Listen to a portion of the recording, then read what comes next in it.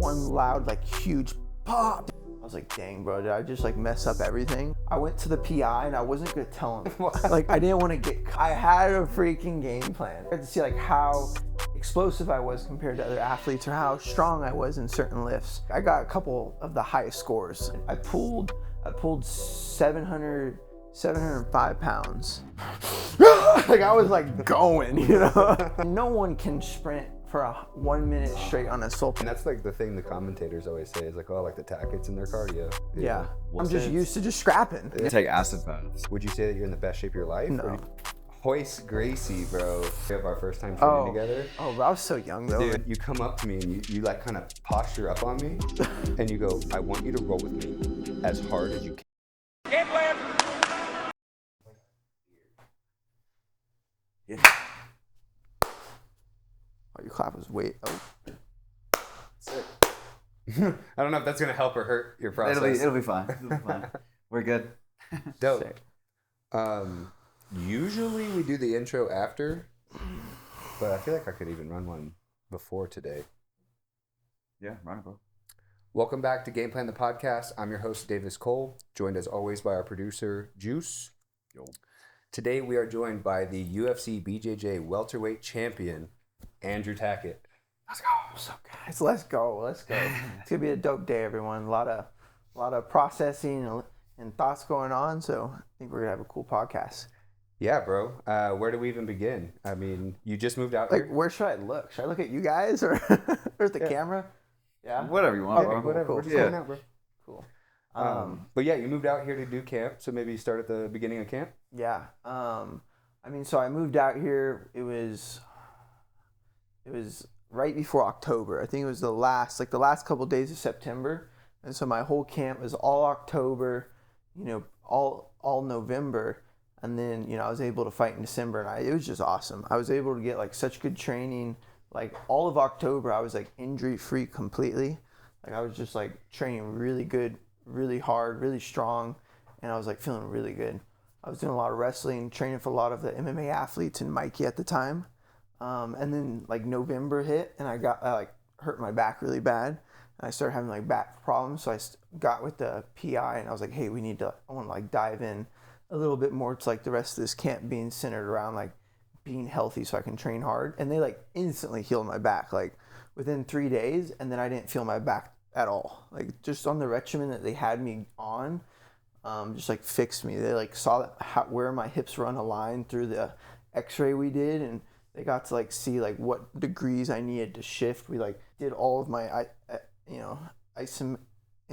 symmetrical Internal and external rotation. Yeah, on everything. Like to I was like, cars? That's Yeah. the thing, right? Cars. Yeah. yeah. They did that for me and that they showed like what parts of my hips were more flexible and what was causing the problems. And so then they built me a routine and it literally fixed me. And so I got to train like all of November, like pretty much injury free as well with my back. And so I was like, bro, I'm having a great camp. Like I only had like 3 days off with my back. And then I like hurt my rib like the week before my fight. And I was like so bummed because I was like, wow, I was feeling like unstoppable in the training room. Like I was starting to feel so good. Like the only thing I can relate it to is right before I fought Tommy Langacker, and I was like rolling with Sean that one night at Fight Factory and I was just like dogging him and he's like, bro, you feel so good. I was like, no, yeah, I feel like I'm on fire. Like I was starting to have that feeling and I like hurt my rib and I was like, dang, bro, did I just like mess up everything? Because it felt really bad. Like when I heard it, I was going and it just went one loud like huge pop. Oof. It was just one single like huge pop. So I thought I like either dislocated my rib or like broke or something crazy. And I was like, or it completely like just popped a muscle off. And I was sitting there and I was like, bro, I can't even sit up. Like it was hurting really bad. And I was like, oh no. And Cody was like panicking. Cody was like looking down at me and he was like, oh, dude. And I was like, bro, it's really bad. I was like, I can't even sit up. And I was like, oh no. I went to the PI and I wasn't going to tell him because I didn't want to like I didn't want to get cut or something, like if it was really, really, really bad and they forced me to do an x-ray and they saw it was broken, like they'd cut me. Like I wanted to make that decision on my own first before they cut me, on their decision. So I was like, I'll give it a day. And then it started getting better. It literally just started getting better throughout that whole day. And I was like, wow, it's not that bad. So then I told the PI, I was like, hey, my rib hurts. and then they determined I just had like a small tear in my cartilage. So it was like, it hurt to like sit up, and it hurt to touch, it hurt to like breathe and stuff like that. But I could like assault bike, like literally the last week of my training camp, I just sat on the assault bike twice a day. And then the next day I would do the Jacob's ladder twice a day. And then the next day I'd do assault bike twice a day. And I just like literally just went to war, like mental war on the assault bike every time, like twice a day, like acid bath. Like, just like as hard as I could go, because those didn't hurt me. And I was just still locked in. Like, I was so confident still. I was like, I know my rib hurts, but I know on how fire I was in training. I know how good my wrestling feels. I was like, let's just keep my cardio there.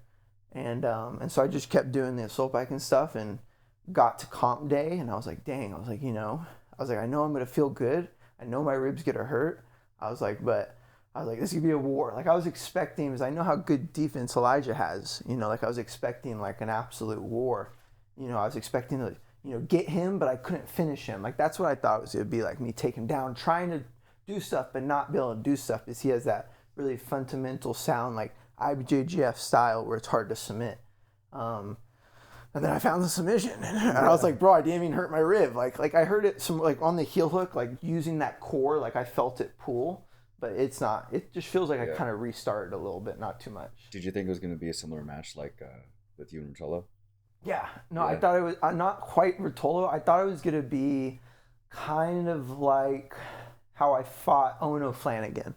I thought it was going to be closer to a match like that, but with different styles. Yeah. I thought it was going to be me attacking, him defending, him throwing up something, me attacking, then I'm just straight back on attack, but I can't sub him. I thought it was just to be like 3 rounds of me beating him up, but I couldn't sub him. And so when I got the sub, I was just like, wow, I was like, that's crazy. Like, another first round sub, I was like, whew. Like, the reason I was like so hyped is that it was just relief. I was like, wow, I can't believe I just managed to get away with that and not have more rib. I was like, phew. It was like relief scream. I was like, yeah. What kind of like match study did you do for Elijah? Bro, I watched every single one of his gi matches, all of his no gi matches. I watched Lloyd Irving. I watched a bunch of his matches, so I knew like what his professors would be teaching him. I found out like what wrestling school was nearby him, and I started like trying to find like all the wrestlers like in the high school programs, just to see like what he was working with. And I just researched everything. So I was so confident, like knowing what his game was going to be. And so when he did leg locks, I was like, I know he doesn't have good leg locks. I was like, we'll play around with this. Like if Levi Jones was on my legs, or Ono Flanagan, like I wouldn't stick out in that 50-50 at all. Like I would have been out of there. But put me in that 50-50, and I was like, oh yeah, I got to recall back. I know. Like I was like, all right, let's see. Because I know I'm like decent at leg locks. Like, and it paid off, the study paid off. It was in my head. Yeah, what else did you learn about him through all that match footage? So I learned, he has great defense. He has great judo. Lloyd Irving has great judo back in the days. In Maryland where he's at, he's good wrestling programs. Like I knew he'd have decent wrestling. And from what I've watched him, he has good wrestling. He's a top player. Like when he fought Tynan, when he fought, PJ, when he fought everyone, he likes to be on top. Mm-hmm. So I knew he was going to want to be on top. But he also has a guard. Like I've seen him in some gi matches get swept and then like have a beautiful gi guard game and re-sweep the guy. Like he swept Tynan. Wow. Yeah, like he lost by like an advantage or something against Tynan. Like it was super close in their second match in Worlds. Like they fought once on the IBJJF crown, and they fought again like at Worlds or something. It was like so close, and the kid was like almost passing Tynan. And like black belt? Yeah, like it was like a couple months ago. Like he was like almost passing Tynan, like putting the work on Tynan. Yeah. And I was like, dang, so he's gonna have good passing. Like I knew he'd have good passing. And then we saw him against Dante Leon at ADCCs, and he was shutting down like all of Dante's guard. He was just like shutting down Dante's guard. So I was like, dang, he's got good guard passing, hard to sweep. So I was like, the only way he's gonna beat me is put me on my back and work his passing. Like he'd probably pass my guard if he put me on my back and could hold me there. So I was like, okay, I can't be on my back at all. And I was like, okay, he's got a good close guard. So he put PJ Barch in close guard and like shut down PJ Barch like passing. So PJ Barch had to like escape his close guard first. And he was doing like the traditional like gi where you like get the overhooks, work for like luge chokes like you're close to him, and you do straight arm locks, so you fall on arms like Mika style. So I was like, okay, I knew if I got on his close guard, stand up, don't be there, you know? And then I watched his guard against PJ and a bunch of other guys like Joseph, and I saw some like holes that he has against like some passes. Like he doesn't deal well against like head pressure, run around type passing. And so I was like, okay, I'll just stay very loose when I pass. Like I never got the opportunity to do that, but I like had a whole game plan, and I called everyone. I was like, hey, how's the game plan sound? Game plan. Game plan. Wait, what? Game plan? Is that a thing? That's the name of our podcast. Oh, bro, I had a freaking game plan. And if you don't have a game plan, bro, it's like you're just going there on pure instincts and pure grit and hoping that it works out. Mm-hmm. Like I was going in there knowing that it was going to work out. And if he beat me, I was like, okay, you earned it, you know? Yeah. So yeah, it worked out for sure. How was the weight cut? Weight cut was good. I only cut like 7 pounds because I was training more this camp. Like I did like way more training, so I felt like it was harder for me to keep the weight on. Like last camp, I was walking around like 181, and so through like just training more and burning more, I just got naturally lighter. So it was a lot easier. Did an easy water cut. Just the Steve he gifted me a thermal like blanket you can get in, and I used that for the water cut. It was so easy. I just put the blankets around the openings and wrapped my face up, and I just literally 15 minutes I cut like 6 pounds. You gotta make sure you thank him when we go to dinner. I will. I'll be like, bro, you saved. It's so nice because you don't. It's like you're getting snuggled by heat. You're not like in water, like panicking. Like it's a little different. It's a little nicer. Is it like a blanket or is it like a sleeping bag? Sleeping bag. And you get in it, right? Yeah. Got you. And then it just heats up. Like it's like 2 heating pads. Sick. And yeah, you cook, man. You cook. Yeah. Yeah. So then you were saying some stuff about how much the PI has been able to help you out. Yeah. No, they really have. At first, it was kind of. You definitely, the PI won't help you out unless you help yourself out through them. Like that's what I'm learning, and that's with anything. They'll give you resources, but yeah. you gotta do it and use it and go through the program and spend the time, right? You gotta take advantage of it, 100%. And that's what I did. I took advantage of it. Like at first, I wasn't taking advantage of it. I was just like training everywhere, and then I like hurt my back. I was like, "Ooh, okay, yeah, I came here for the PI. I gotta take advantage of it." And then I instantly did their stage 1 training, which it was just like they did all of my lifts, they did like all my jumps, they did all my VO2 max, they did like my resting heart rate, they tested for sleep apnea, they tested for like all sorts of stuff like blood, heart, like everything. Just like see my overall health and like my athleticism stance and where I match up. Is they have like a list, where everyone stands and they compare you to other like welterweights, like in the UFC. So I got to see like how explosive I was compared to other athletes or how strong I was in certain lifts. And I ranked really high on everything. Like I got a couple of the highest scores.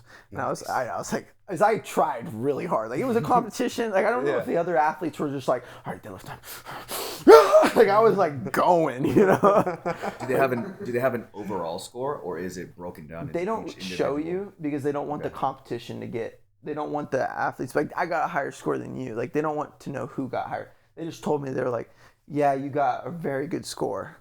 Like you got on this. It's like you got a very good score on this. And then I got like a inside person. They said I got the vertical jump high score, which is crazy. I don't even jump that high. So I don't think, but I could see fighters just not having that metric be a high one. I don't think a whole fighters don't really train jumping like that. And then I got the deadlift. Like deadlift, I think I got number 3 in the welterweights, which felt good. I pulled 705 pounds, but it was just from like a steel bar. Like you start it above your knee line, and you get it's like on a pressure plate, and you get in perfect form. And you just go boom, and you just hit it, and you hold it for 3 seconds. And I was like, dang, like pure weights, I probably only maybe have like 405, but like just from there. And like so, from the floor. Yeah. And then they did my VO2 max, and they said I got like top like 85%. So I was like, that's good to know. Yeah, I mean that's like the thing the commentators always say is like, oh, like the Tackett's in their cardio. Yeah. What? And so like I'm sure the VO2 is the one that you have like the most of. Yeah, no, it's good to have. Tank. Cardio is the most important thing. Yeah. Can you run through what the testing for the VO2 max was? Yeah. Like I seen clips. I seen treadmill. I seen bike. I don't know what's what. And you got vein mask. Bro, it's crazy. Yeah. So it's like it was one of the hardest things I've done in a while. Like, it was like took me back to like bleacher days. Like it was like I was dying. So you put like this big old mask on that restricts your breathing and you barely can breathe, but it's tracking everything.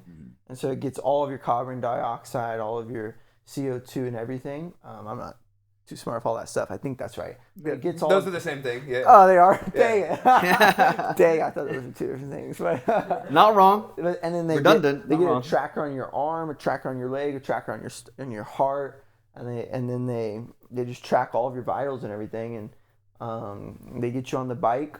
So you do 6-second sprints. So you go as fast as you can, so they get your maximum output. So what they would do, they would get me cruising at 45, and then they would be like, go! And I'd just, boom, as fast as I can for 6 seconds. Go back to 45. And then I think it was every 10 seconds. And so they want to see, like, if you start to slow down across, like, 6 hits as fast as you can, or if you get better. Like, and they want to see if you get better. And I got better. Like, because 6 seconds doesn't really tire you out. You know, it's like sprint for 6 seconds. And so that one was really easy. And then I got a 10-minute break, and then they put everything back on. I got on, and then this one sucked. I sat on it for 3 minutes at a super slow pace and just got warmed up. And then they're like, all right, you're going to sprint as hard as you can for 1 minute straight. Just like everything. And no one can sprint for 1 minute straight on an assault bike. Like, everyone will start to go down at one point. Yeah. They just want to see when you go down. Like, if they would do 3 minutes, if people could get past 1 minute, but no one has. So, like, I don't even think Matt Fraser can sprint for 1 minute on an assault bike without declining. Maybe he can't. I don't know, but not like max effort sustained. No. Like, I was like I was like I was like, so I think my max was 122, and then I got to like 125. Like, I like passed my max. What's that number mean? Is that like RPMs? It was okay. Yeah, they're different on every bike, because some bikes, but this was like a nice assault bike that is like on par with like road bikes. Like, I've done road bikes, I've done all the assault bikes, all the eco bikes, and this is a hard one. Like, it's the ones like where you can do it and then stand on the pedal and then it'll lift you up after. You know, like it's a thick one, thick boy. You know, like, but I did the 1 minute sprint, and that was bad. So I held my max for 38 seconds, which they said is extremely good. But then when I died. But when I died, they said I died really bad. Like, I fell off the hill. They said I was I was 50% with how I died, but I was like 98 with how long I held it. So they like leveled out to like 80. It was something like that. So I have a hard time slowing my heart rate down and controlling my heart rate, but I do extremely well operating with a high heart rate. That checks out. Yeah. Because I'm just used to just scrapping. You know, like, and Jiu-Jitsu doesn't train for rounds. Like, we don't have to learn to calm our heart rate down. Like, we just go. Like, I'm so used to the submission only, EBI like over time. Pushing through those no time limit matches. Without getting a breather. Like, you don't have a breather. Operate while working hard. Like, I have like a marathon runner type or like a sprinter cardio, you know? So what they're working on is, now I'm training at like a really low heart rate, like 120, but for like 30 minutes. And I just got to get more comfortable at training my heart to operate at a lower heart rate. Breathing. And just keeping calm, so my body knows with how much output I'm giving, how high my heart rate needs to be working. Versus like my heart would go like this. 110. Oh, we're going 170. It's like, why would I go from this? Like, it doesn't know how to do this. It's like we're chilling. We're chilling. We're on. We're going. Even though I'm not working that much hard. It's just like I never am in the middle zones. Like, so if I am in the middle zone, it thinks we're going max for some reason. You know. Right, and you can probably sustain those really high zones for a long time. I can't. Like, most people don't train that way. It's like, how long can you hold a scramble? You know, it's like, that's essentially what I'm good at. But it's like, once you stop a scramble, how good are you at slowing your heart rate down and getting calm to do the next scramble?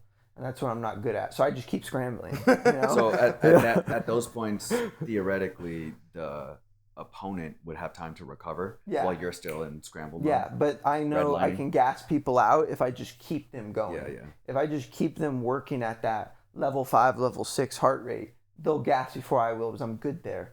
But now I'm going to be good at recovering eventually, because that's what we're working on. And then I'm going to be really scary. You know, like going back to my round after going back to my corner after the round, I'm just like instantly bringing my heart rate down to like 130, 140, like slowing it down. Like, that's That's what the UFC fighters are good at, like MMA fighters, you know? Yeah, and that's that difference with like the grappling turning into the same like format as fights, format. where you get that minute break where like I've made that same point where I think you guys are gonna have to adjust. Yeah. Because like if you go up in boxing or something, you're used to rounds.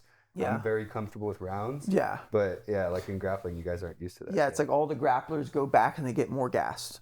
Like they scrap and then they walk back and they realize how tired they are. They can't calm. Catches up. They can't calm their heart rate down, and then the lactic acid starts building up because their heart rate's still operating high and they're not moving to like get rid of the lactic acid. Yeah. But for me, it's like I want to be able to calm that heart rate down instantly, so my body's like, okay, we're chilling, let's calm down. Well, you know, you have to get to round 2 for that to happen. Yeah. You guys got to do it. Come on, it's not me, it's them. You know? It's the opposite. Yeah. So you've defended your title twice. Yeah. And then you had 2 or 3 matches on the show to get the first chance at the show. 3 matches. So now. So you've had 3 championship matches, and then like the 2 on the show before that. Mm-hmm. So now you're like 5-0. 5-0, yeah. UFC BJJ. Mm-hmm. Nice. Sick. How long do you think before you'll go again? I want to go like hopefully like March or February, something like that. Like I'm down to go back into it. Yeah, I think they showed that they have a card like March 6th. That would be sick. That'd be sick. I mean, we haven't talked about anything because I think they're just so like happy with me and thankful for me. They just like, they know I respond well and stuff because I'm like just right here. So they'll just like hit me up. They're like, hey, what about March 6th? I'm like, yeah, that works. Yeah. You know, but that would be dope. You know, I just want to get back. You know, it's like I love competing so much. How active do you want to be next year? I want to, like, 6 matches would be good. 5 matches would be good. Or, you know, maybe that's a little much, but I feel like next year might be, like, the best year I could have in my life, you know? Like, next year could be a crazy year for me. So I just want to take full advantage of it and just, like, train, lock in, and just, you know, beat everybody. Smash everybody! You know, like... Yeah, it sounds like you've, like, gotten pretty good shape for this one. Would you say that you're in the best shape of your life? No. Or do you have like other times, other camps that you I'm definitely not in the best shape for sure. I was like really nervous going into this match. So I was like, dang, you know, I haven't like trained in like a week. You know, I haven't like rolled hard in like a week. I was like, you know, like I definitely lost a lot over that week, even though I was just doing assault bike and stuff every day. Like I couldn't straight train because like holding stuff would hurt my ribs, like getting underneath it, like any like. Bro, her rib hurts everything. Gosh dang it. Like, I'd rather have a back injury than a rib injury, you know? Like, man. You're like, at least I can sneeze. Yeah, that's what I was about to say. Yeah. Or laugh, bro. I love laughing. Yeah. You know, I couldn't laugh for like a week. Like, someone would say something, I'd just have to go. I was like, I'm good. You know? Crazy stuff. But, I mean, I was in great shape. I just don't think, like, I was in good, like, what's the word? Like, mindset, cardio, like, technique shape. Because I was just, like, my timing, I was off for, like, a week, you know? Like, I was in great shape, but I don't think... What would you say? Do you have, like, a memory of the best shape you've ever been in? Like I was in the best shape in CGI, man. Yeah. Going against Cade in that whole tournament, like, I was in great shape then. Like, I was working way harder than Cade. Like, if we rewatched the match, like, that first round, he was throwing me, and I was getting back. Like, I was working so much harder than him. Like, the first round and the second round. Like, he was just so much more finesse with it. So much, you know, so much more beautiful if it wasn't working that hard. And I was just, like, dogging, just going. And we were, like, pretty similar tired. And, I just remember how good my cardio felt then. Like, I scrapped, like, as hard as, like, Hanato and Cade, those first rounds are very similar of how hard we scrapped. And I was way more tired at the end of Hanato's round. And when I went back after round 1 against Cade, I wasn't that tired. But, like, going back after round 2 against Cade, I was, like, redlined. Like round 2 killed me. But, like, Hanato, I was, like, gassed after round 1 already. You know, because I just scrapped so hard with him. But he was gassed too. Like, if we both would have went back to our corners, we both would have came out in round 2 and we both would have been dead. You know, like, that's why he didn't get up right away. Like, he was laying down. He was like, I lost. I'm tired. You know, like, I was running around. I went over to Cody and I was like, damn, my forearms are, like, completely jacked up right now, you know? What do you think you did right in the CJI camp then? I think it was just, like, you know, how healthy I got a concussion that camp, I remember. Like, that one took me out for a bit. Remember when I got head and armed? Yes. And then I proceeded to train Shark Tank for like another 15 minutes after that. Yeah, so I videoed it. And then I did I did hyperbaric chamber like that whole camp. Like, yeah, so that's the only one I had that camp. But I was in great shape that camp. But I think it was just the fact that I was training for the 3 5-minute rounds so much. Like that's all we were doing in training. Like I'd do like 5-minute round, 1 minute rest, and then we slow my heart rate, and then we do 5-minute round. And we were running hill sprints. Like I was just like so healthy and so working hard then. And then I had to take like that big long break after CGI before February. And I feel like I never really got healed properly. And I fought February and I didn't really heal. And then I went on the UFC reality show and my back was like slipping the whole show, wasn't really healed.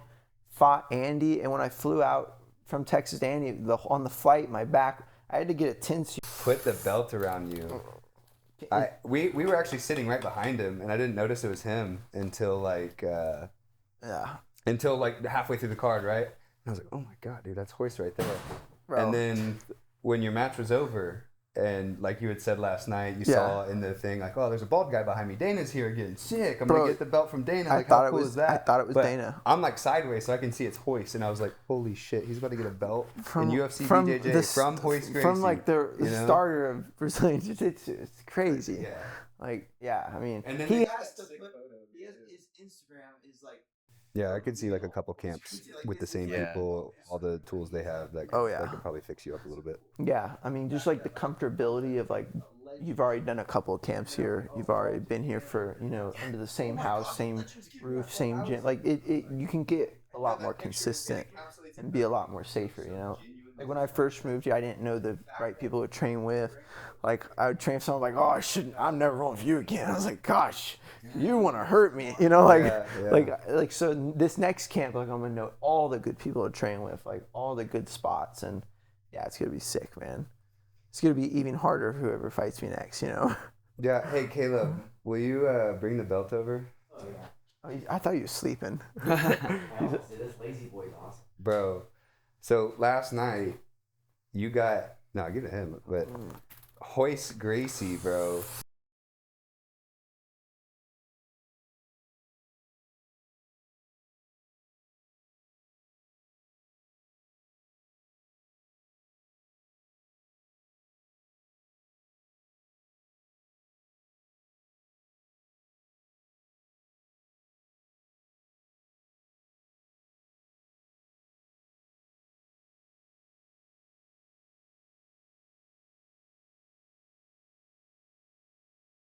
It's crazy. Yeah. Like, I mean. And then they got that sick photo of he you has too. His Instagram is like the real Hoist Gracie. Like this, it's like there's but he's like one of the coolest ones. It's so cool. The fact that like I was like, okay, a legend's here. And then I was like, oh, bald dude, Dana. And then I was like, oh my God, the legend's giving me my I was like I no, that picture it encapsulates it perfectly because you look so genuine. I was like, wow. I was like, the fact that I'm here right now is crazy. Yeah. Like if like Andrew when he was losing against Mario at Pan Am's from De La Riva, like if he thought he would have been here, like if you told him like, hey, keep going, you'll get your belt from Hoist, like. Bro, I would be like, okay, I'm motivated, like. But that's crazy. The thing. No one does tell you that, and no one tells you that it's going to work out. You just have to have faith. Well, that's why I feel so bad sometimes for all of like my old buddies that used to do jiu-jitsu like in Texas, because they were all like I know so many other kids that could have been like world champions, but they just kind of like stopped, or they went a different direction, or they gave up. Like it gives me perspective on like if you chase a dream long enough and you want it hard enough, like you will get it. And it's like a lot of my friends that beat me when I was younger, like in tournaments, or like submitted me, or like just beat me. They gave up, but they probably could have been the best, So it's like I just was really blessed and had like a lot of things in my life that kept me going, like where I could keep going, Yeah, like do you feel like you've just like stayed as like obsessed with jiu-jitsu as when you started? Yeah, I mean I'm more obsessed now, man. Like I'm more of a nerd now than ever before. Oh, bro, where am I going to put this? Where would this look good? It's fine. You can just set it down. But yeah, whatever. Don't matter. I feel like now, for me, I feel like I'm more obsessed with jiu-jitsu, and I'm more like, I like watching it more than ever, and I'm like more involved in the sport. And I feel like I'm like watching who's number one cards and watching like IBJJS, like the Europe cards and all the BJJ stars. Like before I wouldn't watch all that stuff. I wouldn't.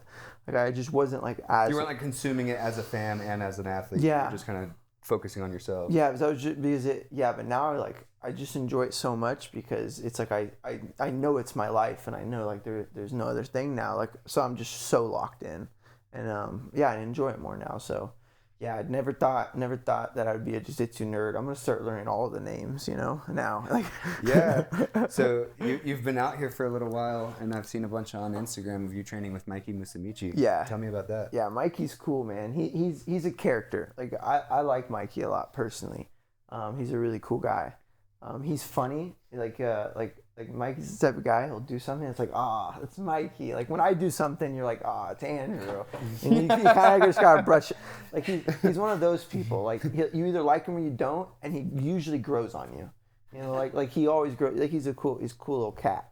But he's super technical, super smart. Like, he's smart in like all areas. Like, he kind of is like one of those people where like you'll say something, and then he's listening, and he's like, no, that's not right. Like, how do you know that? Like he knows a lot about everything, but he's like really smart in jiu-jitsu. Yeah, obviously. Bro, he's given me so much like good technique advice, and he's kind of just changed like my whole perspective in a lot of ways. Because I feel like William's really similar to Mikey, and we have like a lot of people in Fight Factory that are very like technique oriented, but I just never really like actually listened, like, and like, I don't know, it's hard to say, but it's like, but when Mikey... He's very self-aware of you. But then when Mikey was like, bro, it's all about studying technique, I was like, yeah, I could see that. I can see that. Like, you might have a point. He's like, I love that for you. Good for you. Ecological approach. But yeah, I mean, it just really showed me like how much I want to study, how much I want to like, be not just the best athlete, but be like the best technician as well. And yeah, I think that's a deadly combo. When you have like someone has good casting and has a good athlete, but they're very smart and technical, as well. So yeah, he gave me those for sure that I should be aware of. You think you guys will keep getting some training? He lives out here too. Yeah, right? We train really well together. Like, he'd definitely be submitting me, man. Like, he grabs my feet, and I'm just already I don't even try to escape him anymore because they're always on. Dang. Like, they are always like finishing moves when he grabs a foot. Like, he'll just like weirdly grab a foot. I'm like, bro, you don't even have my hip control and it's hurting. And then he'll go feet on your hips and you're like, oh my God, okay, it's tight. So it's like with Mikey, if you want to like beat him, you just can't give him your foot. Yeah. Unless you're like maybe Landon Elmore and you got like crazy foot locks yourself. But it's like, for me, it's like, bro, I don't even want to give him my feet. I want to see like how William and him, like how their footlock battles go. Like, I think Mikey gonna be grabbing William's feet because it's not like Mikey is like it's like he's hard to submit in footlocks. It's not like he just has really good footlocks. Yeah. Like, he has such short legs and his legs move so weirdly. Like, it's hard to find his foot and get his knee line also. Since my legs are like so much long and so much, like, he can just like grab my foot and his feet are like instantly straight on my hips. It's like he doesn't have to bend his knees at all. So you get what I'm saying? I do. So he's a problem, yeah. I mean, there's a reason he's built different. Is that he is literally built different from down under, He comes from the land of down under. I've also been seeing, I think a lot of your strength and conditioning. Looks like you and Cody kind of like double down. Yeah. Do your sessions together. Yeah. What's it like being back being in Vegas now? So being back with Cody. It's cool, man. I mean, Cody and I have two different strength training programs. He did the stage 1 train too. So he has things that he needs to work on. I have things I need to work on. So we kind of merge our workouts and we kind of combine them. And so it's really nice, like, because then I'm working more power cleans again, getting big traps, like him. And then he's working some and then he has huge traps, bro. It's like you look at Cody, first thing you see is his neck and traps. And, it's like, no, good luck knocking that guy out. It's like you hit him, it's like there's all shock absorbent. It's like I was like a built-in shock mount. I'd love to see like a print of like it shows like when he gets hit, like how it like shocks absorbs it, But it's cool training with Cody. It really is. Like, there's a reason, he's my boy. Like, I just vibe so well with him when he works out. And anyone that works out with Cody knows like how much of a joy he is to be around. Yeah. Like, he's so calm and chill and humble, and he's also like positive at the same time. Like like lifting with him's fun. You know, he's not trying to like outdo anyone or do something crazy. Like he's just there to like, get through the session and do his best. You know, so it's really fun getting to train with him again. Does it feel like old times? It does. I missed it, man. I missed it a lot. Yeah, that's awesome. Like training him at the PI, like listening to like our music. Like I'll put my music on, like just like vibing, lifting weights. Like it's cool. You know, it reminds me of like the Zach Tillander. Yeah, you know, dude, this is his hat. Like Stonehenge weight. Yeah, bro. This is his like merch. Yeah, also good for him for blowing up, man. He's bro, doing great. I love following his stuff, and he's hilarious, bro. Dude, and his content's like wholesome mixed with like attacking other totally influencers just calling for being out. not genuine. Yeah, you know? Yeah, I love it. So good. And then people like attack him in his comments, and he responds so well. He's like, "Sorry, I hurt your feelings." And it's like he's great with it. No, I miss those sessions too. Are you excited to have like next year you'll have William out here and it'll be like the band really back together, right? You Cody and William kind of came up together in the jiu-jitsu scene. I'm very excited. I mean, it's gonna be cool, man. I mean, just like it's gonna be cool having the Three Stooges back together. You know, just all of us out trying to. Because I'm sure we'll all get very competitive again. You know, like we'll all get on the assault bike and be like, all right, let's see who can go the longest. You know, then we'll be like, you know, we'll like. I don't think we'll be trying to outdo each other like while we're training or while we're lifting, because that's how you get injured.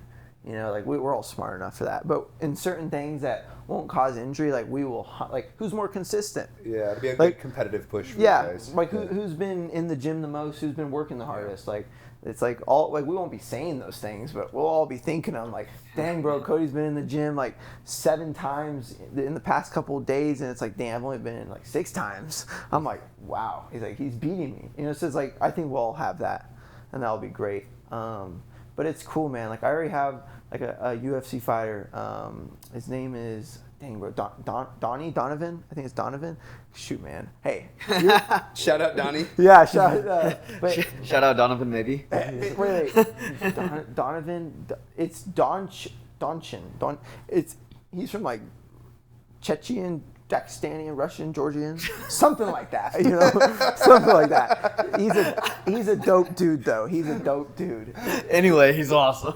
There's this guy, whatever his name is, wherever he's from, he won the Ultimate Fighter. He fights 170. He won the Ultimate Fighter. Then he won his first UFC fight. He's like absolute dog, and he's like, "I want you to come be my BJJ coach." Oh, sick! And like, I've barely been here, and I haven't even trained with this dude once. He just like we've been connecting at the PI, we've been vibing. He trains at Syndicate, like we've been kind of connecting. And he's just like, hey man, I want you to be in my training camp. Like put me in some guillotines and have me escape.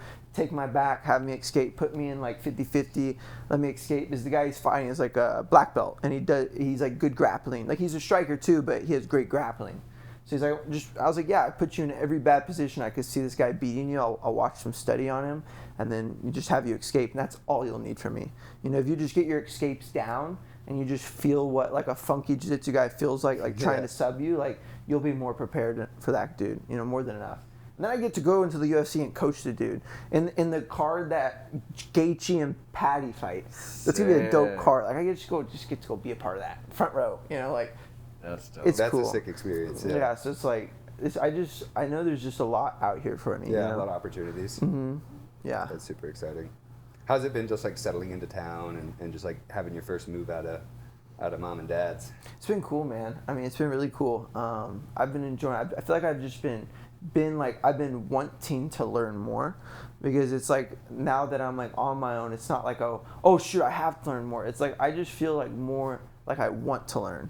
And it's like I don't know how to describe the feeling or how to like put it into words, but it's like before, it's like living with my parents, like I was just like less motivated to want to get better and learn. But now that I'm on my own, like it's just like I just feel more motivated to learn stuff and just like mature, and it's cool. It's weird. Learn stuff like adulting stuff? Yeah, like mature. Mature is a better word. Like I want to mature and I want to, you know, develop and stuff. What do you think of the city though? Like how's it been just like living here now? I mean, I like it. I don't go downtown at all. Like I kind of stay like there's the Henderson, Silverado Ranch, Enterprise, Summerlin area, and that's all where I stay. That's kind of the nice area. That like I've been around the whole area. Like I took my truck to a guy to do, you know, my clutch and stuff. And then I took my truck to have a dude do like a throwout bearing, and so I went to like some bad areas, and I was like, ugh. I was like, this is sketchy. Like, and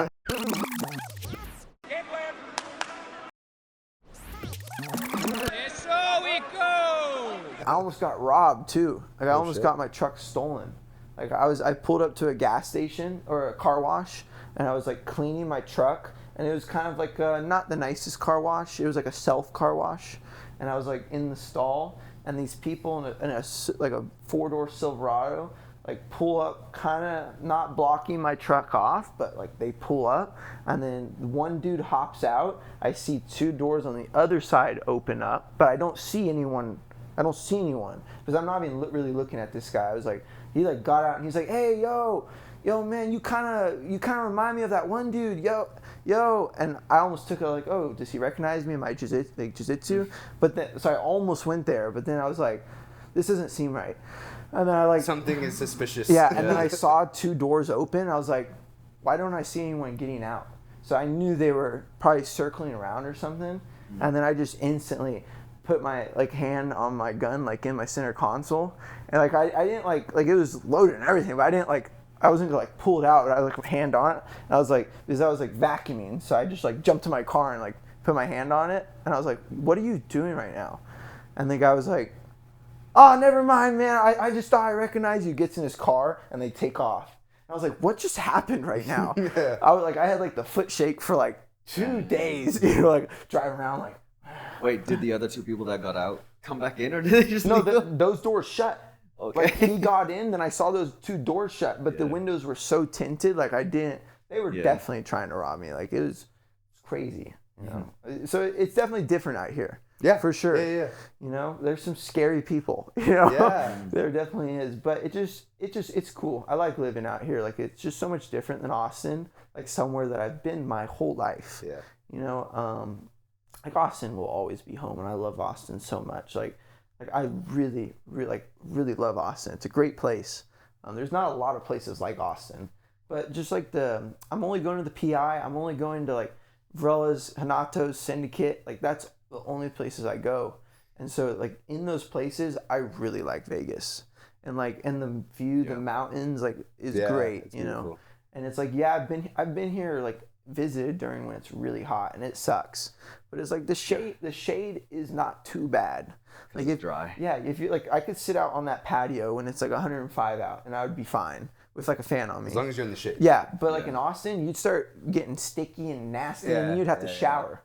You know, like it's just a little different. So it's just like more enjoy. Like your car will bake here. You'll get in your car and you'll be like, you're like especially after training, you know. So you'll get that seatbelt burn on your skin. Yeah. Seriously, bro.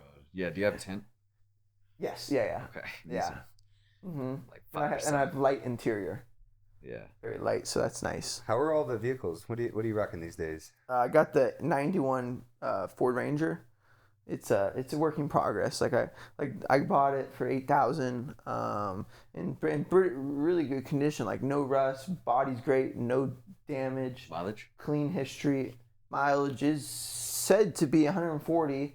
But those you can wind back they roll over. You know, so Carfax says 140, but there was 5 years of no Carfax. So it's like, what happened in those 5 years? Like it could have been a whole 100,000 miles that was put on it, and then they just like went back, and then they started tracking it. So who knows? So, but I've just been doing everything on it. Like literally everything under the car needs to be replaced. Like the engine's great, but like all the stuff on the engine and everything under the car is being replaced. Like it's almost finished. Like, but yeah. Is that the daily driver? Mm-hmm. Well, that's my goal. Like that's like it gets 26 miles per gallon. It's not a daily driver now, but that's the goal. Yeah. What does it have in it? It's a 2.9 liter V6. That's crazy. It has 26. It has a distributor, so it's like old school, like not quite carburetor, but you could carburetor if you want it. Like it's not direct injection. You know, so it's cool. It's kind of like the red truck that I had. Remember the Chevy? The square body? Yeah. So it's kind of like that truck, but the reason I got it is because it's such a rare truck. Because it's like it's like the the second gen Ranger, but still the first gen. It's like the first gen after the makeover. They call it the second gen, but it's not quite second gen. I don't know. Anyways, it's an extremely rare truck because the body style, the tailgate, like the package deal, like there's not much of them around anymore. Like you just don't see them. So I was like, bro, one this clean, no rust. Yeah, everything needs to be replaced, but I gladly will do all that. It's for me, working on a car is like, it's extremely relaxing. Like putting my earphones in, going out there, putting a back brace on, bro, working with a back brace is a must. You have to. Would you say that's like your main hobby outside the training and stuff? Yeah, like I'll just go outside, and I've gotten to know like all of our neighbors and all the maintenance people, and because you're always like out working on your truck. And no, because I wanted to get to know them first, so that they didn't get mad at me, or report me, or anything like that. Yeah. So I got to know like all the janitors, like learn their names, like became really cool. Learned all of our neighbors that might see me. And then now they just all come up to me like, hey, what you doing today on it? I'm like, oh, I'm replacing the bearings. They're like, oh, nice. How do you do that? I'm like, oh, you do it like this. Like, you ever want to work on my car? I'm like, nope.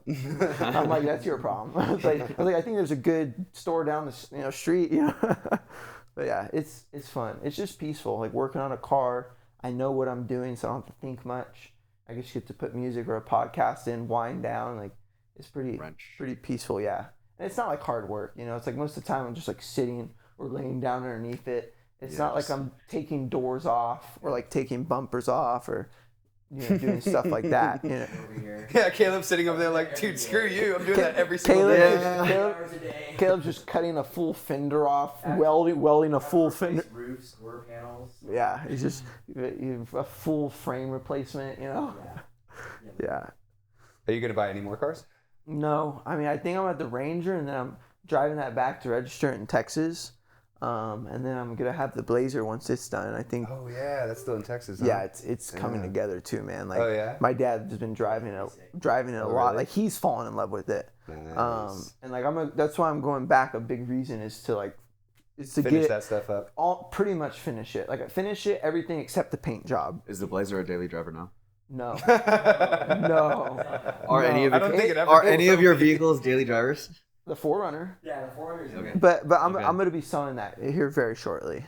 Okay. I have a buyer right now. Why? Because it's a great car. It's too reliable. It's too reliable. Yeah, it's too consistent. It's not fun for you. No, it's not challenging. Yeah, it's like I need like a Mexican girl. You need like a piece of shit. Yeah, That's exactly. just always falling apart. You have to keep working on it. Exactly. That makes sense for you. Like, that would drive me so crazy, bro. Yeah. Well, imagine driving a car when you don't know what the noise sound like, or you don't know how to like I've been there. You don't know how to diagnose it. It freaks you out. It's a part of the game. You don't know how bad it is. But as soon as I hear a noise, I'm like, oh, I know exactly what that is. Yeah. I can like diagnose it. I'm like, okay, that's part of the wheel. Okay, this noise, and I start and then instant like that's not important. I'll keep driving it. But right now I'm not driving it because it needs a new fuel pump. Fuel pump just went out. Like it'll start up, but it's embarrassing. It was like and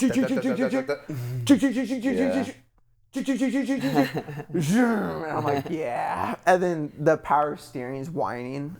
And so, because I put new power steering hoses on it, but I've never put a new power steering pump. So now we got to do the pump. So it's going to be pretty, like, it'll be good to drive back to Texas. Like, I've done everything. Like, it's good. It'll work out. It will It'll work out. It'll get there. If I bring tools. Stay tuned. I'm definitely bringing a bunch of tools. Bring tools, bring some parts. A torch, I'm bringing grease. Like, anything I need, like, I'm bringing it for sure. A lot of water, in case we break down, but yeah, it's fun. It's a great truck, though. I like cars, man. I mean, they're just cool. Like, I drive all the time, like, to and from the gym. Like, I'm driving all day.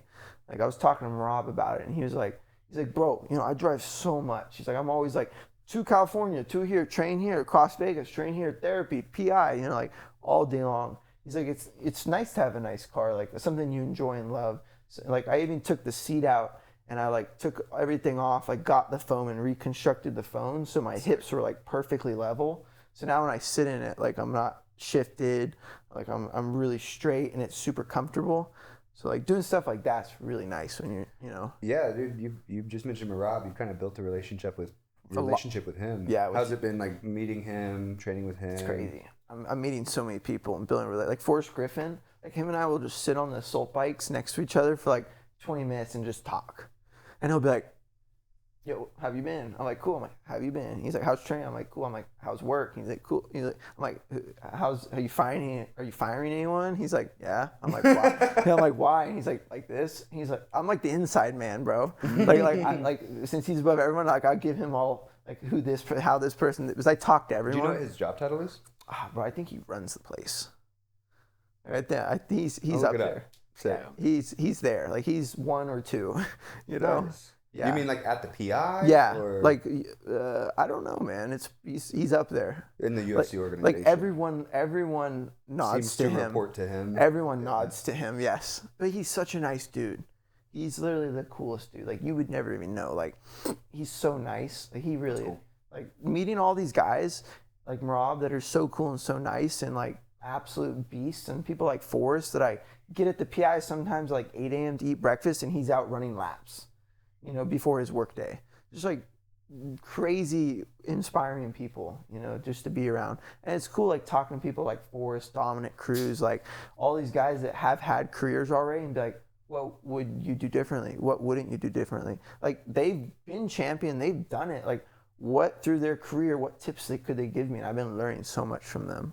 You know, so it's really, really cool. Like Rob, the coolest dude. Like he's just like all these UFC fighters are being so cool to me and really just bringing me under their wing. I wouldn't even say bringing me under the ring because they can get a lot from me too, but just like inviting me in, like being so cool about it. I'm like, nice.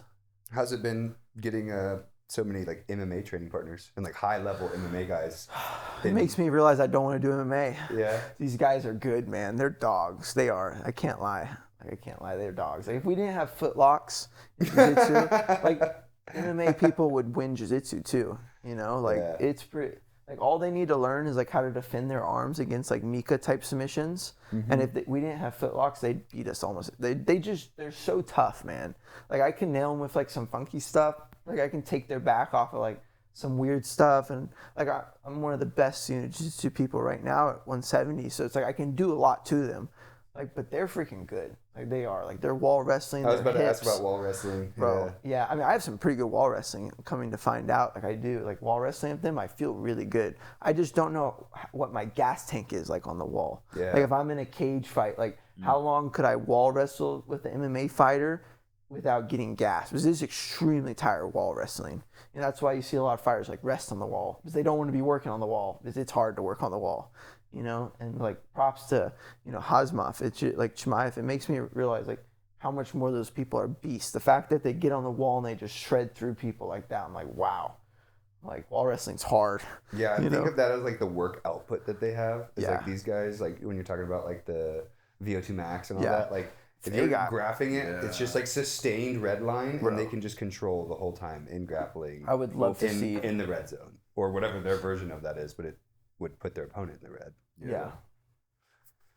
That's sick, dude. I'm glad that things are going well out here for you. Thank I didn't you. expect it to go any differently. No, I didn't either. I was nervous for sure, but I thought I knew it was gonna be good. Was there like besides like almost getting robbed, was there any other like big hiccups getting set up out here? No.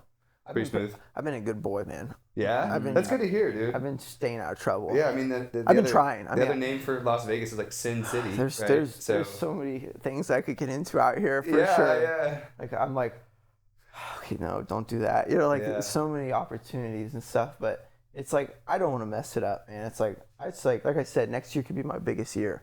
So I just want to like just not give myself the opportunity to fail. You know, because I know, like you know, like I'm pretty crazy. Yeah. You know, so it's, and I realize that, so I'm just trying to stay locked in, and I did. You know.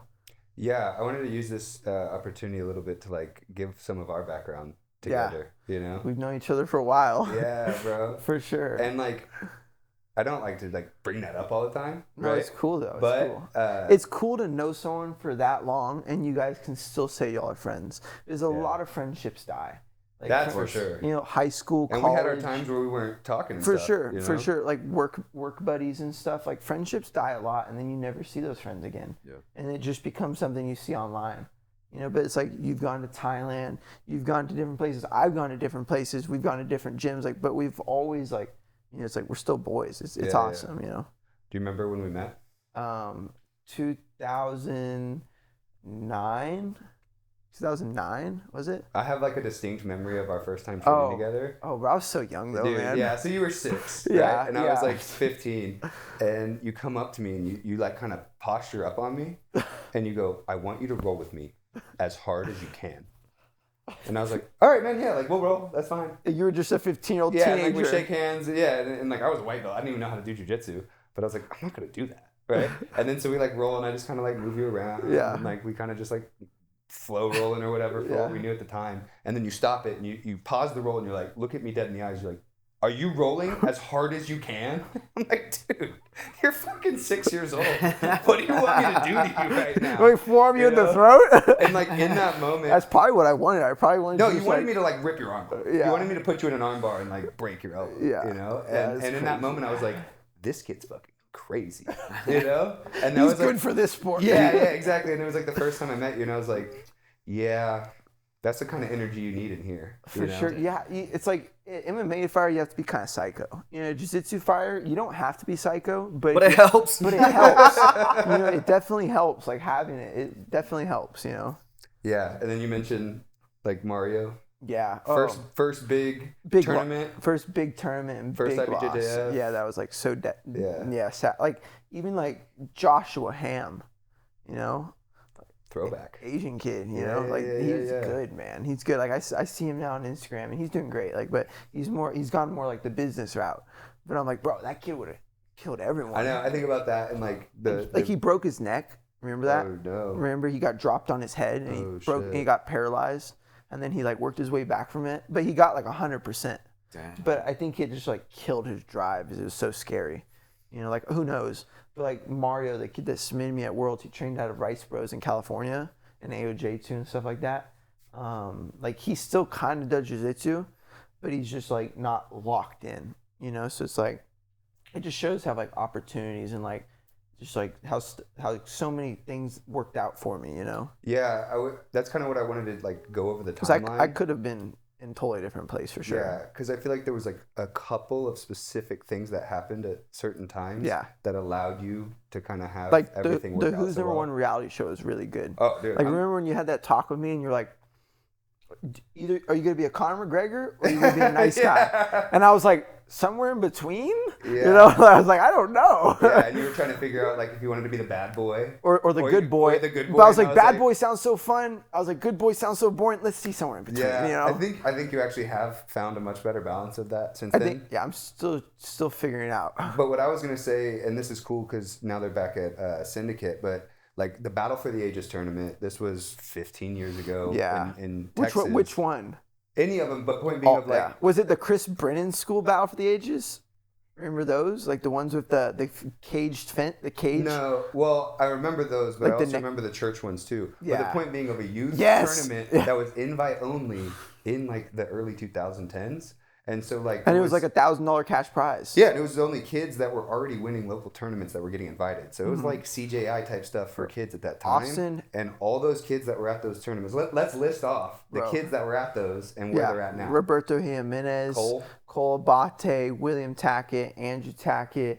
The Brennan brothers. Lucas and Tyler Brennan. Lucas almost just got a shot. So just that He's list going to right the there. UFC right Jesse now. Crane was in that. Jesse- so there was Jesse like all Crane. these professional grapplers or professional MMA fighters And now. there's a lot of kids that are still training jiu-jitsu that are like making it, like that I see that are like the Tom the Blast students, like that are making it, you know, like today two at trials. Like they're still trying, but they're just like not like the ones that were doing Bruce Seck Invitational. Yeah. Like there's a couple of kids that I fought, like 2 or 3 that are still like competing. So I think like those opportunities when you were young where like there was probably not a lot of American kids doing jiu-jitsu and then like even just competing, but then competing in a especially difficult tournament. Yeah. So then getting those reps against much tougher kids early in your Freddie career. Marquez, remember him? Freddie? Exactly. And he's still after it too.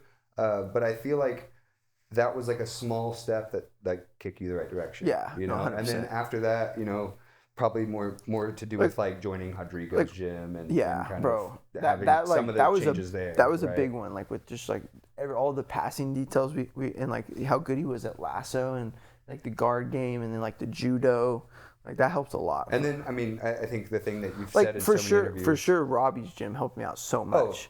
You know, like For that sure. was such and a like we did comp that training. was such a crazy start because the train, like, yeah, you guys would kill us in the comp training. Like we were trained great. Like we had like remember Kenneth Biggs. Like, so it's like we had a strength kind of coach too, you know. So it's like we had a lot of stuff. They had a ring, they had an octagon, they had a huge mat space, they had a little weightlifting gym. Like that's a lot in a gym for back then, you know. So it's like we had a great gym. Then we went to Rodrigo's, and it was just like the Fight Factory, like the first one, like the freaking fog. You couldn't see anyone. Nico, you remember the first Fight Factory? Yeah, he was there for a bit. Is that the one by the Party City liquor store? Remember like the Friday nights and it'd be so foggy in there, you'd be like, bro, this is crazy. Like a literal cloud inside. Have you ever gone and looked in that window? It looks exactly the same. It's the same. It has not been remodeled at all because we messed that place up so bad. It is molded from head to toe, 100%. That's so nasty. I know, we ruined The it. sign's still up. But that place I think about shows the hard work we put in. Yeah, you know? especially like the William Tackett, Andrew Tackett, Cody Steele trifecta. Yeah. That was like in that room. And then, I feel like it was like Nathan Stanford came along, and then Matty Graffs came along, Davis came along, and it's like, and then we just started building up. Then we moved to the new building, and it's like Rico came along. and then Juice was there. Yeah, I got a few more people for sure. Yeah. No, but I think something you said in like tons of interviews. I think you even said it last night, like post fight interviews, like the homeschooling. Yeah. Right? So it's like the combo of starting young, Like being able to focus on training. was interesting for sure. Like it definitely tripped us up in a couple areas, but then it like pushed us forward in a lot of areas, you know. And I feel like it like cut out distractions in ways, and it kind of kept y'all to where you could focus. Yeah, on I was like jiu-jitsu. one of the only ones that rebelled kind of in our family. Like Sophia was like pretty good. Like she rebelled a little bit at times. William was always really good, and then I just like was like, boom. William's always really good. William's been a great child. He was like a rule follower. He is like he'll set a rule and he'll be like, I can't break it. Impossible. I don't even have the thought. You know, like I'll be like, I have a rule, I can't break it, but I kind of want to break. I'm breaking it. You know, and then I'm like breaking. Like I shouldn't be breaking it. I'm like, it's all good. You know? I said I wasn't gonna eat this chocolate, but yeah. And then Caleb came along. Caleb was just like, you guys are idiots. You know, he's like. Caleb's the sneaky rule breaker. Yeah, you just don't see him. He gets away with it. Yeah. Well, it's because my parents were focused on me breaking rules so much. He just like was like, ha ha ha. You know. Yeah, exactly. Hey, dude, I'm the youngest too. I totally get it. Yeah. But it was good, man. It was good. I mean, my parents are cool. Like they definitely kept the family together. Like my parents had struggles, like every family did. Like they had some big serious struggles, and like it hurt our family at times, like really bad. But like they always worked through it. They always brought their family back together, and they always motivated us, and like that kept us going. Yeah, I mean, knowing your parents this whole time, like they do anything for you guys. So like they very consistently. But as a coach, the thing I can say that I'm the most interested with like your success now of being like a youth athlete and now like an adult, and like you and your parents still love each other. Yeah. Because like so many youth athletes and their parents, like the parents don't know how to be good sports parents. Yeah. And I they're think great sports parents, especially my dad.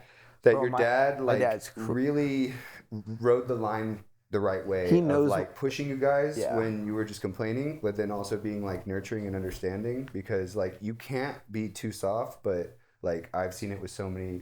Think of all the other students we've both coached as kids coaches together, or back when you were in kids classes, of how many people we've lost just from like burnout and like bad parents pushing their kids, yelling at their kids. Like I remember so many kids that would come in, like what's that one kid, Asian kid, Alex Miles. Alex. Oh, yeah, remember yeah, that kid was so good. Yeah, dude. You know, and then remember that one kid that came in, his name was like Connor or something. He was like an orange belt. Like he was so good too. Like very, very high level, you know, people that I was training with when I was younger that were like challenging me, but they just didn't have the opportunity like I did, you know, and the support. And I'm truly thankful for that. Like it's pretty cool. Yeah. Do you have any like times that you remember like your parents like not doing it the right way? Oh, so like many a times. tournament that they like. Oh, like, you suck. So many times. Like I remember, like when I was younger, I'd lose, and my mom just wouldn't talk to me at all.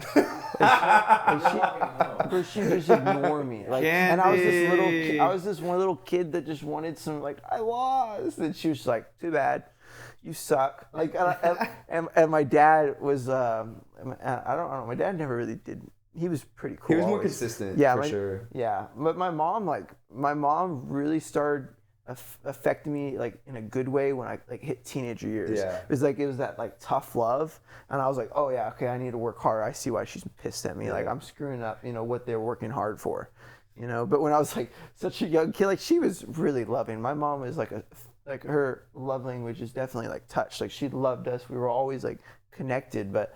Like when I was a kid, I was like, I want you to be nice after I lose, Like I'd be driving home after BFA and it was just silence. And then my dad would talk and be like, shut up. Like our boys suck, they're losers, But then what do you think about like the times they did it right? Oh, but they did so many times right. Like, I don't know, just like my dad and my mom knew when to sit us down individually, in our rooms and just talk to us. They're like, hey, is everything going all right? And we'd be like, yeah. And he's like, what about this?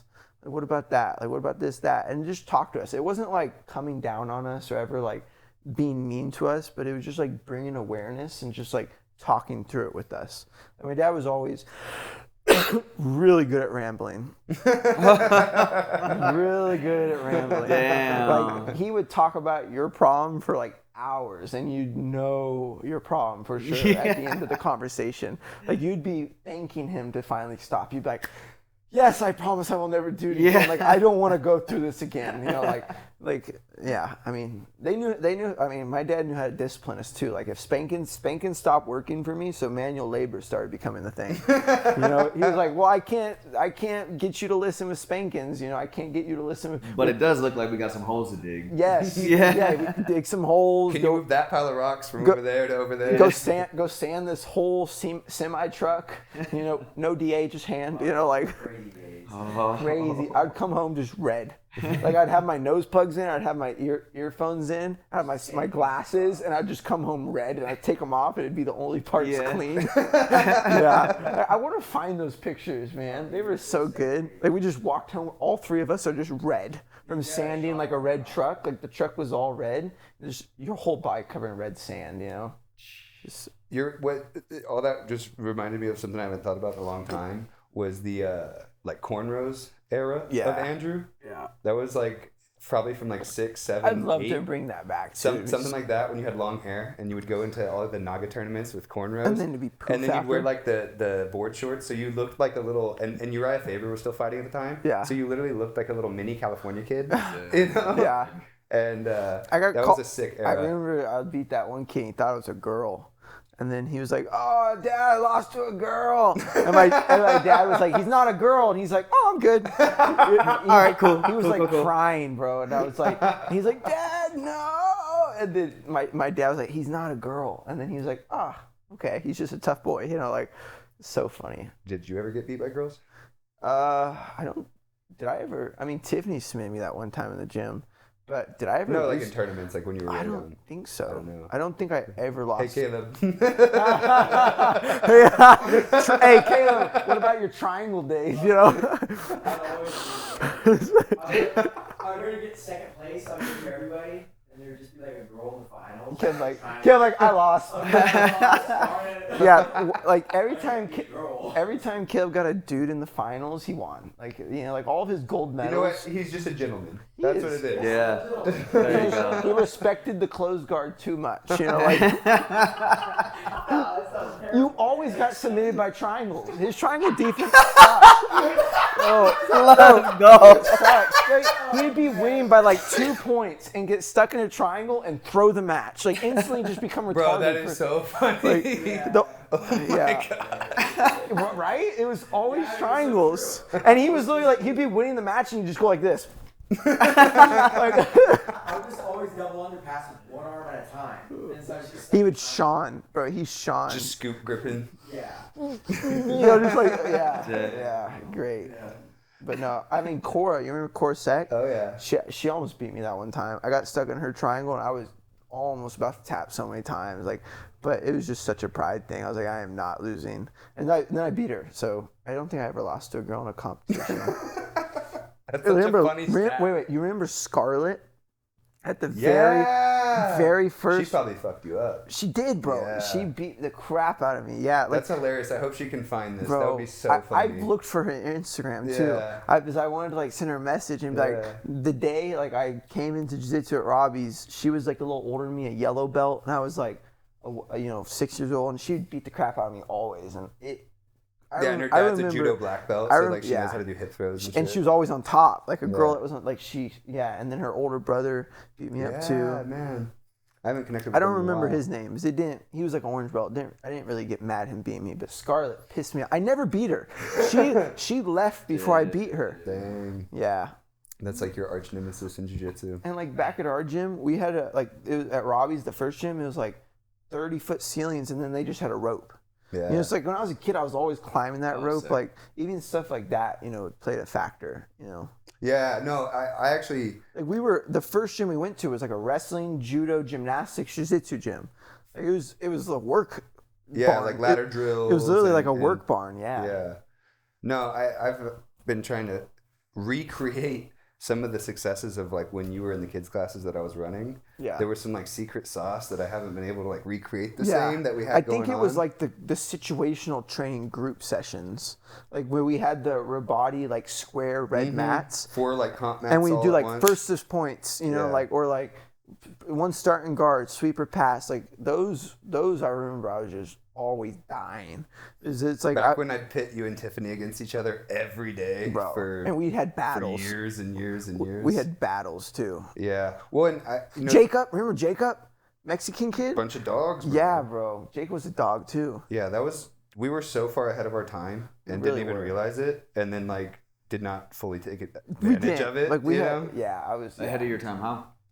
We just had a really good group of super competitive kids that were all competing a ton. Motivated and kids. That's like they would train 5 days a week and probably, I don't know, 10, 12 hours. Like it was a lot of training. Yeah. Like every day after school, those kids would be there. And at that time, it was really more like MMA style. So they'd do jiu-jitsu class and then they'd like put the gloves on and hit Muay Thai pads. But all of us were like wrestler on top. Like we didn't really have like kids that played guard. Yeah, we learned how to like fake guard pull to an ankle pick, and then it was like mind blown. And then like blast double from our guard.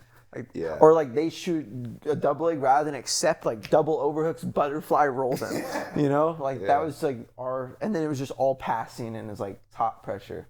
Definitely. Bro, even on that, like I've never thought about this. We were definitely above our time. I've mentioned this to people because like I was a coach in the fact that I was coaching, but I didn't like know anything, and I would like watch YouTube videos, and then I would go up to you because you were the most like science experiment. No, you were just so good. Science experiment. Yeah. Hey, I got something to test out. Try it. Yeah. And it was just you could do a really good monkey see, monkey do, and so I remember teaching you like a seonagi, and I didn't know how to do it, but I was like, look, there's a throw where like if you get their shoulder here, and then you lean forward, like they'll throw. I don't know how to do it, but like, can you go figure it out? And you boom.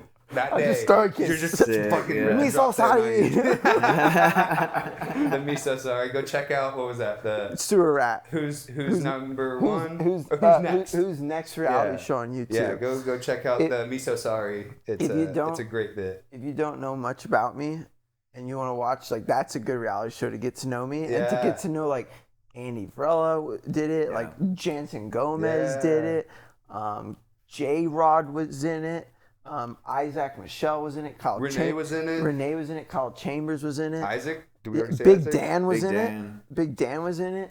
It's like so many, and these people are all, like it was a great reality show. Yeah, they did a great selection on the athletes for that. They did. For sure. They did. That was so fun. That was like the most fun I've ever had in my life. Yeah? Like, yeah. It was like my first time I ever got to like let loose and be like a bad boy, like just mess with people and be a bully, and it was so fun, because every time I messed with Caleb or something, like I'd get in serious trouble. but on that, he'd beat me up. Like every time I messed with Caleb, he'd come at me with a freaking knife or a wash stand, or a screwdriver. Yeah, I was going to say some kind of like car wrench. Like we were fighting to the death. But on the show, it's like I could be a bully and there wasn't much consequences because it was just a bunch of jiu-jitsu guys that were kind of babies, like. So no, and I remember that you definitely started opening up about just like not only being a menace, but just being like more on camera, more interviews, that kind of stuff. Yeah. So it's like a lot of things in my life had prepared me, for these moments. Yeah. Well, and I feel like even those, I remember you saying when you did that show, you were like, man, I'm so glad I've had some interviews before this, because these guys, this is their first time. These guys doing had it, nothing. Yeah, they were stumbling, retake, and I was just like, boom, and I could just do it. Yeah. Look at you now. Yeah. Going on all sorts of Getting stuff. a belt from freaking original starter Jiu Jitsu right there was crazy, dude. The whole reason UFC even is where it's at. I know. Crazy. It's so sick. And then, so I've gotten a belt from two of the coolest bald dudes around, Dan and I'm next, bro. Yeah, dude, you need a belt from Juice, I'm bro. next. Yeah. Talking about cool bald guys. Yeah, you are a pretty cool bald dude. You are pretty bald. I mean, you got a built-in solar panel, dog. Yeah, 100%. Yeah. Dude, one last thing I was thinking about with like your dad is, I think another part of what jiu-jitsu sport parent should do is what he did was train.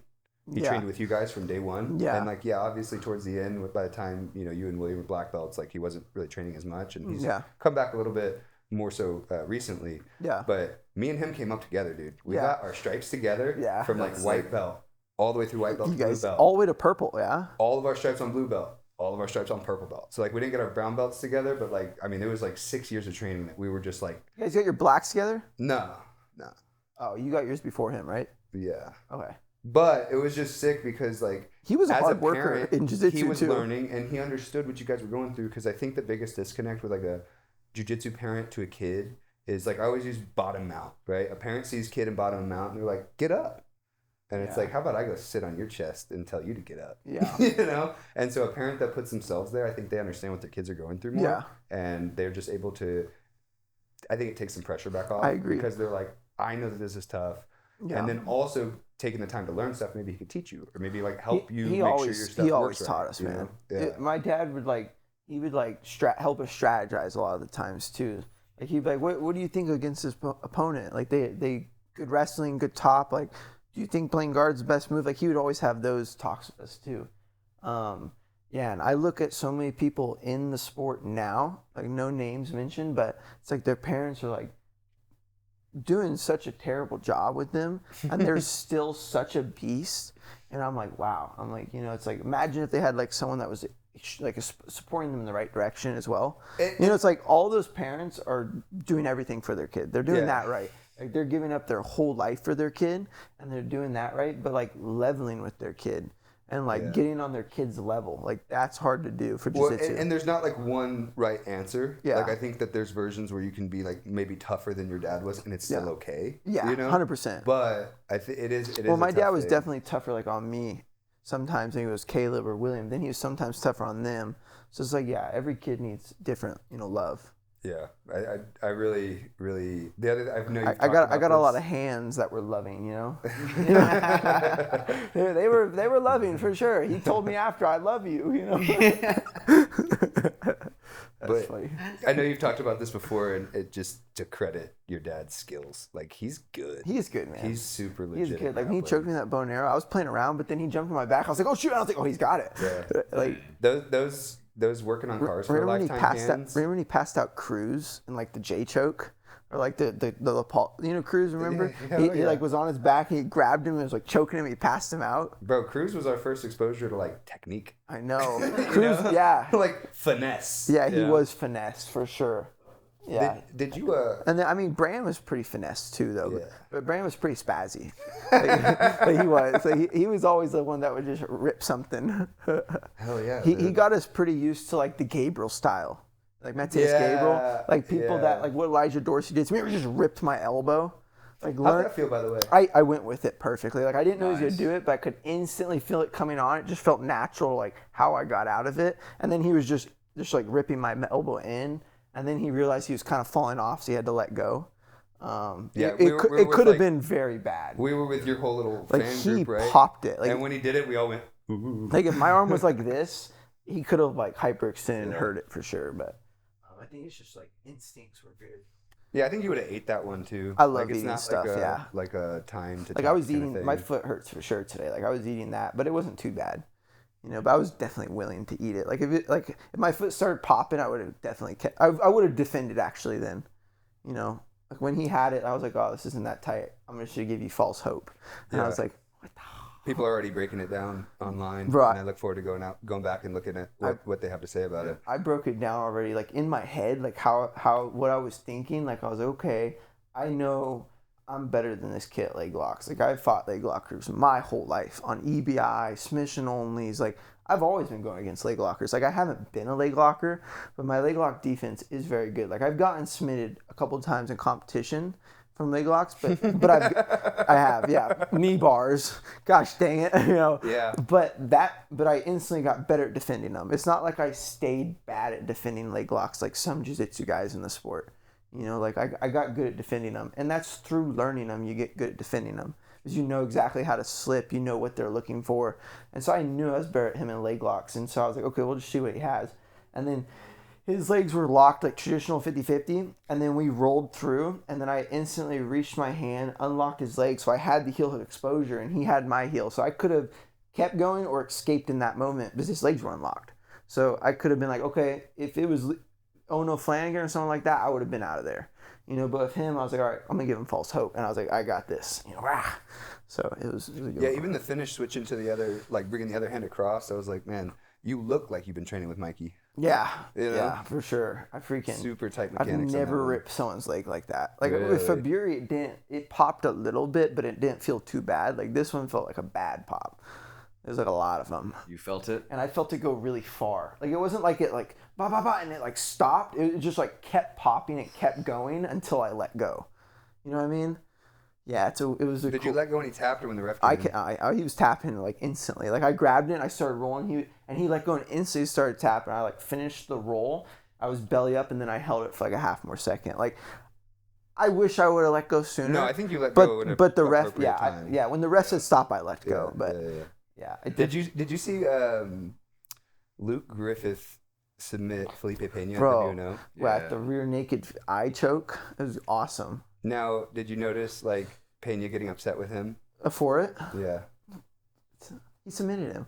Yeah, I don't know. To me, that just shows like sometimes jiu-jitsu is the people in it are like the athletes that didn't go to MMA or didn't go to wrestling or didn't go to football. We're just left at the soft ones.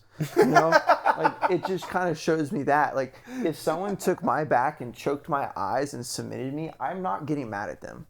Well, I think he was more upset not about like placement of the choke, but how long he held it and kept it, because he didn't let. I didn't see Luke that. didn't let go whenever he tapped. He let go whenever the ref stopped it. That's totally fair. And he also, like when the ref touched him, the ref came in to touch him, and he did like a little extra on it. Oh yeah, that was what really set him off. There's so much beef between that like group. Yeah, it's like you can't blame anyone. But it's like, I don't know. It's like, I would have done the same thing. Dude, and then I know, that's why I don't knock. Like, a lot of people have made fun of Gordon for like stepping onto the mat. Yeah. Once like Pena it's shoves him or whatever. It's your boy, man. Yeah, and it's like, dude, I've done that before. 100%. I've definitely stepped on the mats when that exact same thing happens where one of our guys subs a guy from the back over their face. Yeah. And then they get upset, and then they just got subbed, and then they try to start fighting, and it's like, dude. One, you already lost. Yeah. Like, why are you trying to fight the guy? You just lost. It's like you're going to lose again, you know? And he's already behind you. What are you going to do? Yeah, I mean, I really like Pena, actually. Like, I've actually been around him a lot, and he's so actually a really cool dude. Like, he's all about family. He's a really nice guy. Like, not too personally don't know him, but he's been really cool to me. But it's like, I didn't really see that video, but I saw it a little bit. I thought it was weird. I thought it was a little weird for sure. I also understand Luke having a little extra heat on that choke because he's been subbed by the guy twice. He really wanted that dub back. And there is already pre-existing drama there. There's already the want to win. Like, you don't let go until a ref says let go. Like, bro, when I subbed Big Dan, I've disrespected him so bad. Like, he could have gotten mad and that would have been more justified. You know? Like, I was squeezing, the ref said go, and I just freaking was like, get off me, and I shoved his face, like, you know. Yeah. Or remember that one It's also a big guy on you. Yeah, I remember that one time I was at trials, and I, like, was pulling the guy's arm behind his back, and then the ref said stop, and I stood up with his arm. I, like, almost ripped the kid's arm off. Like, that kid could have I can't believe you policeman to somebody at a trial. I know, it's so great, bro. I was such a menace. I was practicing that policeman just to hit it at trials. Like, and then I hit it, and then I, like, the kid tapped, and I was like, did I just hit the... So I stood up, like, I was shocked. And you're still, like, holding his pinky. And the kid's like, ah! It's like standing up with the and then the refs got so mad at me. They're like, "What the crap are you doing?" I'm like, I was messed up. You know, that kid could have gotten pissed. But I am wrong. You know, but it's like I don't know. That was 66 kg. Yeah, it was 66. Rough times. That was a fun tournament though. Still, that was super fun tournament. Like I still had a lot of fun, but rough times for sure. A lot of work for not a lot of reward. You know. No. Like, literally no payoff. No, and Mo was telling me like how much it was like how much like it's like how much is it to come out of that, and I got nothing out of that. You know. So it was like I was like, you know. Yeah, I mean, I just feel like that's another piece of like the lifetime of your work leading to moments like last night, where it's like there's just a lot of those days. Like I did get a lot out of it. Yeah, it's just not in that moment. Yeah, just not in that moment. You know, like first time I fought Damien, 50-minute match, scrap. You know, it's like second time I fought him, freaking 15-minute scrap, and then you barely beat me. And it's like I've just had so many wars with people. I've always had wars, man. I love wars. They're fun. Shout out to Damien for beating both of us on the same day. Yeah, bro. Yeah, Damien's a beast. Yeah. We just interviewed him a couple weeks ago. Yeah. Yeah, it was great. We were out of Jackson's fight. Damien's cool. I see him like coming into himself a lot more. I see like, you know, it's like the house. Is he planning on having kids soon? Not clear, but married. But just got married recently. But I see like through his social media, because I don't communicate. Well, especially with the change to Simple Man. Yeah. I see that. That I see a lot of like maturity in him. I'm like, dang, he's gonna be a really good MMA fighter too. Because when you're mature, you fight better, you know. And I'm starting to realize that, like, you're more calculated, you're smarter. It all favors it, you know. He's one of those athletes where like I'm super excited to follow his career. Yeah. But I can't wait till he's like a full-time coach. Yeah. Like I think he's gonna be able to produce really good athletes. Yeah, for sure. So I didn't know that. So he's a good coach. Yeah. He's I would put him like in that camp of like what you were talking about with Mikey and William. Is he just like nice, motivating? Like very technical. Oh, okay. Like very technical. I never would get that. That's cool. I would consider him like a jiu-jitsu nerd. Good for him, man. You know? That's really sick. I always pictured him as more of the try hard, work hard, all talent. That's more what I thought. That's really cool. No wonder he's so good then. I think he's got a good combo. I mean, it makes sense. He started off as a guard player. You know, like when I fought him at the first Third Coast, all he knew was guard, pretty much, and he was like such a guard player. You know, and then we fought at trials, and then that's when he first started. Was it Third Coast that you did the 50-minute match with him? Yeah. Man, so Juico, did you watch that? Was this before your time? Yeah, I didn't see it. So it was supposed to be Damian Anderson versus Andrew Tackett on a submission only, no time limit, right? No time limit. But then they did a Gordon Ryan match. Who was Gordon facing after you? I don't know. Was it the Gordon versus Bo? Was it that night? It might have been night? Gordon versus Bo. But it was Bo. Gordon versus somebody, right? And Pedro Moreno or something. I don't know. Maybe. Wait, did you say Third Coast? Yeah, Third Coast Grappling. So it was Zach's thing, right? So we also interviewed Zach. Oh, really? Nice. Yeah. But they put him as the co-main event for a no time limit match, and it's him and Damien, and they're just perfectly like stalemating everywhere. So you're saying 50? 50. So it's supposed to be no time limit. Yeah. And then at like 48 minutes and some change, the announcer's like, first one to get a takedown wins. And then it just became first to score. And then we just stood back up and we were scrapping the takedowns, yeah. And you got like a double leg like towards the edge of the mat or almost off the mat. I suplexed him. Really? I like got on his back and I suplexed him and I like held him down and I got points. And I was just like, it's over. Yeah, and it was this thing that like you'll hear the Flow Grappling employees talk about now where they're like, yeah, you can do submission only as the main event, but you can't do it when you have other things behind it. Because apparently in that situation, Gordon was sitting there going, hey, what the heck? These guys are going to go all day. Yeah. I want to compete. I want to be done with this. You know? Yeah. So that's kind of how I felt. Improvise in the moment. That's kind of how I felt at the UFC last night. Like it was a long card. You know, it was the most amount of matches they've had on a card. Compared to like the other cards, like they were shorter. I was used to. How long? It was like 4 hours. 7 matches instead of 10. 7 instead of 10. I think one of them was like 6. Yeah. So way less. But what is it? Most cards I've done with them so far, it's like I compete so quickly and it comes up so fast. But this one, it like took so long, and I know the feeling of waiting before matches. And I felt like more decisions maybe too. Yeah. Like I loved it because I just chilled. Like I just chilled and waited till I warmed up. But like waiting to fight and to warm up sucks. It is like the worst part of fighting. You know, like back there warming up, controlling your thoughts, like thinking about everything, staying calm, just waiting for your fight. Like it's just like the most like when terrible. You start moving to get ready to warm up for your match. So like last night. Yeah. So let's say I fight. Yeah. I usually start warming 4 to 3 matches out. depending on who the matches are. If I know, like I'll be like, okay, this one's probably gonna be a sub, this one's probably gonna be a sub, this one's probably gonna be a sub. I'll warm 3 matches out or 4 matches out. I'm like, this one's definitely not gonna be a sub. This one's definitely not gonna be a sub. I'm warming up 2 matches out. Like I can kind of calculate that. Nice. I'll like stretch like about 2 hours out, like just start stretching and stuff.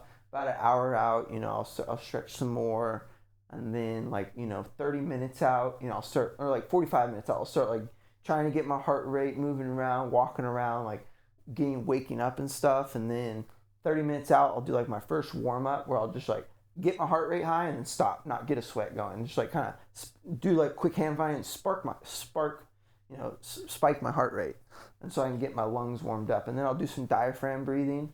I'll like warm up my diaphragm, and I'll stretch out my forearms and stuff. Then I'll warm up my grips. I'll like grab someone's arm and warm up my grips, and then I'll rest, and then it's about like 20 minutes out, and then I'll do my final warm up where I'm just like, okay, now let's get sweaty. Let's like flow roll kinda, and just like work at a slow pace. Like the first one was like speed, trying to get my heart rate. The second one's like flow roll, try to get sweaty, get all my muscles like lubricated and everything ready. And then like I'll just rest and kind of just walk around, chill before my fight, and then hop around, stuff like that. The sickest part is after he's hit that hand fight, that flow roll, like the last like grapple with someone, and then it's like, okay, I'm good. I know that they're about to call me to like walk out to the stage, and you just like go silent. Oh, bro. And you're just like locked in mode. I stopped talking. Yeah. Yeah. And that's like the only time Andrew will stop talking. And then the only thing you'll say is, let's go. Yeah, let's go. Let's go. Like people be like, let's go. People are like, you good? I'm like, let's go. Like you ready? Let's go. I'm like you're gonna kill it. Let's go. Let's go. Yeah, because I don't go silent much. I'm a talker, but like 15 minutes out before my fight, right before, and then like a minute before my fight, I'm talking to everyone. Yeah. Like when I'm walking out there, like all right. I'm like, I gotta keep the nerves away somehow by talking. So I'm just like trying to keep cool, like looking at everyone, trying to keep my mind off of what's going on. And then as soon as the ref is like a little bit before that, like once they announce, because my partner's name is announced first, like I'm still not even paying attention to nothing. Like I'm just like muffling everything, like just trying to stay busy. And then once they start announcing my name, I'm like, all right, we're locked in. And then I'm like, we're doing this match. This is, like the perfect amount of time to like, you get like 15, 20 seconds to just like settle into the presence and then go out there. Yeah, I don't like doing it too early. Because I want to save that adrenaline. I want to save that, like, I don't want to have that, I don't want to have adrenaline spike or a dump. I want to just like save it and then like come into it, Yeah. What'd you walk out to last night? It was something like lighthearted, right? I'm trying to remember what it was. Yeah. It was na na na na na na na na na na na na na na na. What was the inspiration there? I love it. I forget the name or the name of the band because I'm terrible with names, even band names.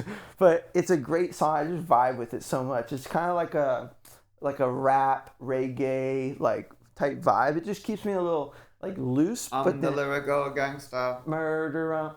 Yeah. It's just like, it was like a good vibe. It just made me happy, And you feel like that goes into like your competition mindset? Well, I think I'm going to start using the song that's most impactful for me in my camp, like for my walkout song.